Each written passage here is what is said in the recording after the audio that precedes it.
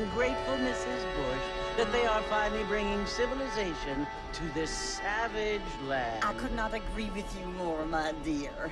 My daddy settled this land, and I know he'll be looking down on us, pleased at how we help the natives. Yes, they've lost their land, but they've gained access to heaven.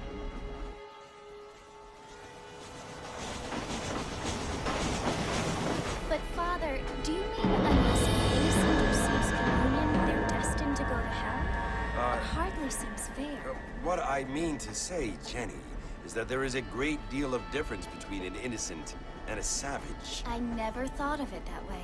Yes, they lived like animals, but they're happier now.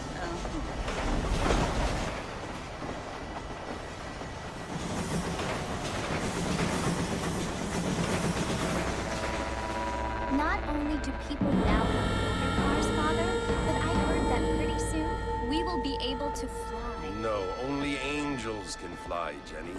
No, apparently people can fly. Didn't you hear? Out in Kansas, a man even got a car to fly. I hardly think so, Jenny.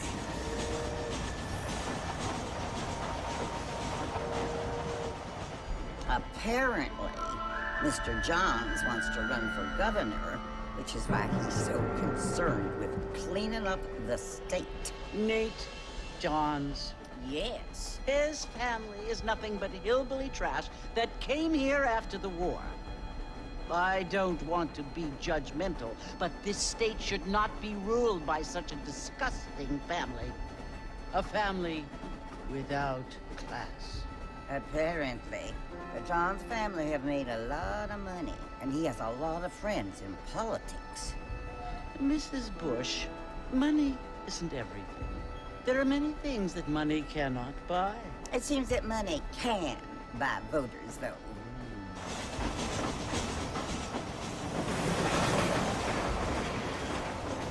What you must remember, my dear, is that we have been brought here to spread the word. And the word and civilization, they are the same thing. They are the gifts.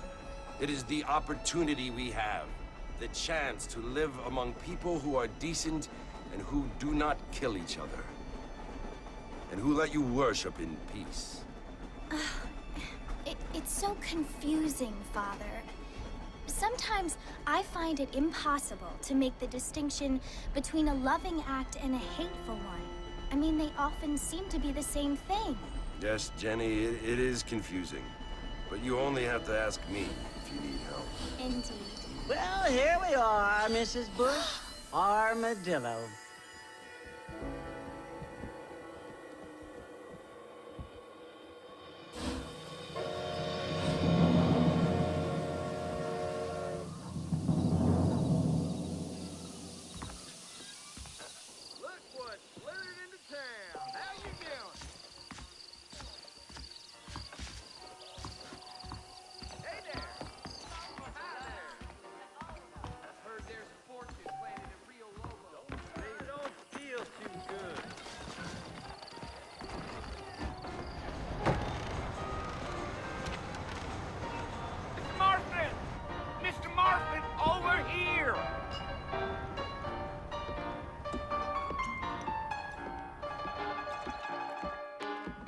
You must be John Marston.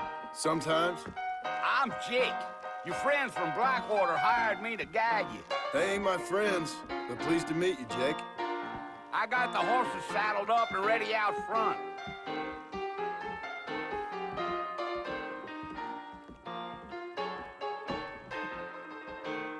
I am drunk as I hell. heard the circus is coming to town.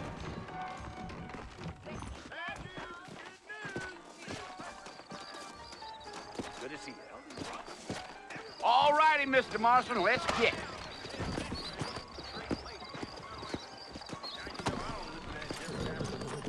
Take it easy until we're out of town. Ain't no point in causing a ruckus. Please, I'm sick of men.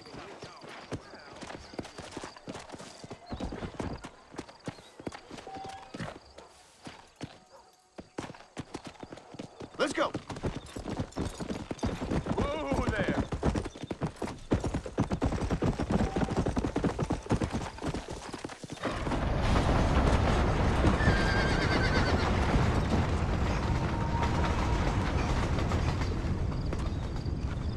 Fort Mercy you want to visit? That's right. Ain't taking nobody up to the fort in a long time. Strange place for a decent fella to want to visit, if you don't mind me saying. Who said I was a decent fella? It's been abandoned for years now. Folks say it was built during the Mexican War. What kinds of soldiers around back then? Why'd they leave? Well, I ain't entirely sure. I heard they had to go up north to fight Indians, or maybe they got tired of being soldiers and went looking for gold. You know how things is. So what are you doing up at the fort? I'm looking for an old friend. Well, like I says, you ain't gonna find many folk round those parts these days. Those you do find are about as sociable as an old serrated back tooth. I mean, I ain't one to judge a man by the company he keeps, but... Well, he ain't been friends for a long time.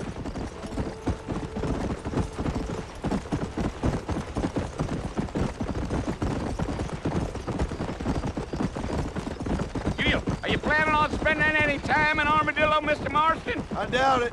I ain't planning on staying very long. Well, if you're fixing for some female company, you can do a lot worse than Armadillo. Fine as cream gravy they are. Not like Thieves' Landing. Dang, those girls ain't even fit for a drinking man to hole up with. I'm a married man, I'm afraid. Ain't we all?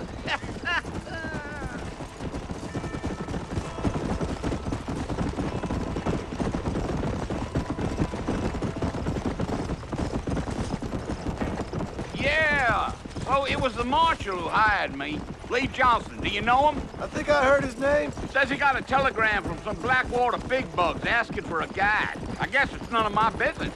That's right. Come on. Yeah.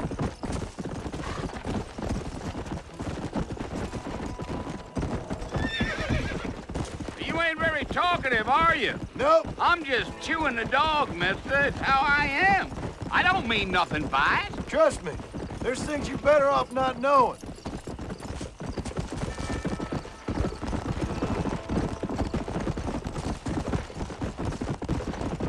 Damn coyotes. What a waste of good meat. Easy there. Almost there, Mr. Marston. Just over this hill.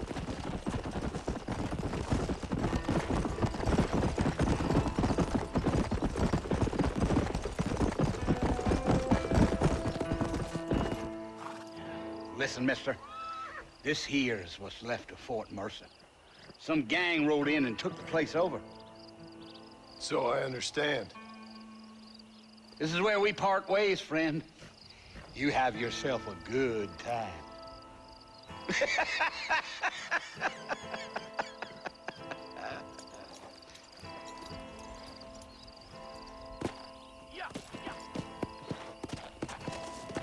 Come!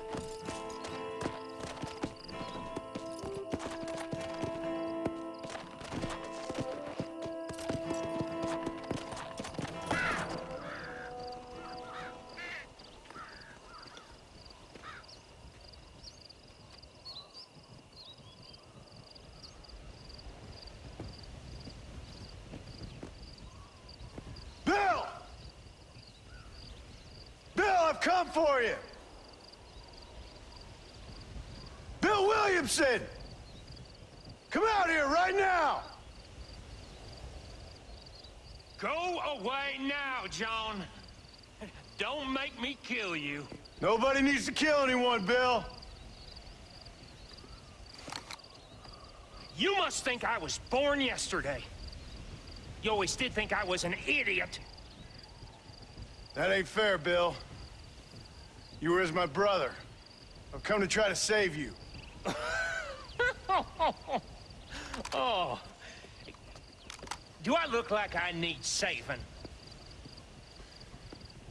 Bill, please. They want to kill us all. I can help you. Well, you never tried to save me before. You only seemed to save yourself. Bill, I implore you think about this.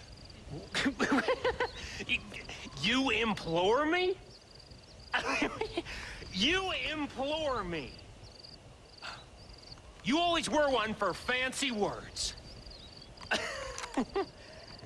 Oh. Well, things are different now, John.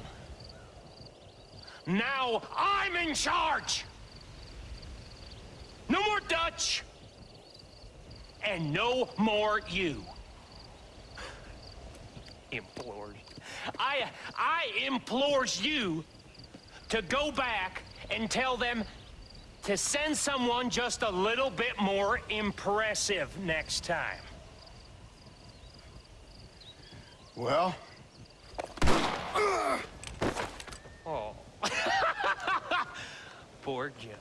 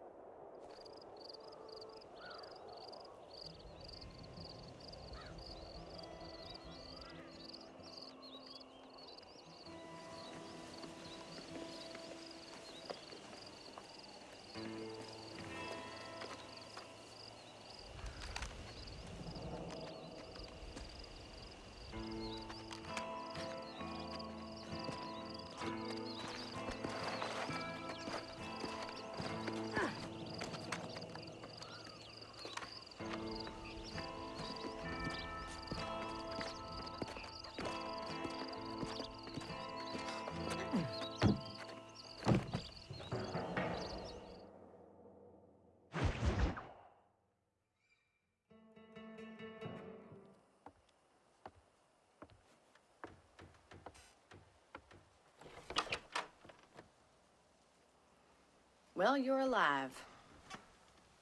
So it would seem. So, how do you feel? I don't know the polite word for it. I do. Stupid is the word we use around here. What were you doing? I was doing something stupid.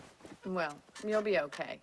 Once you didn't die, the doctor said you'd be fine. He got the bullets out a couple days ago. Good. It cost us $15. I'm sorry, madam. Should have left me there to die. Did you want to die? I mean, was that it? Was that why you went straight out to Fort Mercer and picked a fight with the worst bandit in the county? To die, Mr. Mr. Marston. John Marston.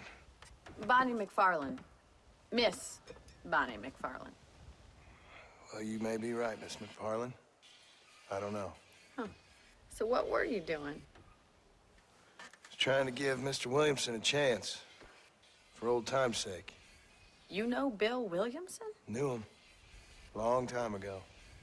Well, what was he like? Dumb. Just like you. Thank you, miss. You see my hat? I have. And, what will you do now? Now I'm gonna take my time and go after him the less kind way. Well, that sounds very fun, Mr. Marston. Quite heroic, just like in those penny dreadfuls my brother used to read. Meanwhile, if you'll excuse me, I've got a ranch to run. Of course, if you're feeling better, why not take a ride with me later? Help me patrol the perimeter. You can earn back some of that money we wasted on doctor's bills. Of course. And thank you for saving my life, I mean. Next time, Mr. Marston, I strongly recommend you don't try to lose it quite so earnestly. I'll bear that in mind. Howdy.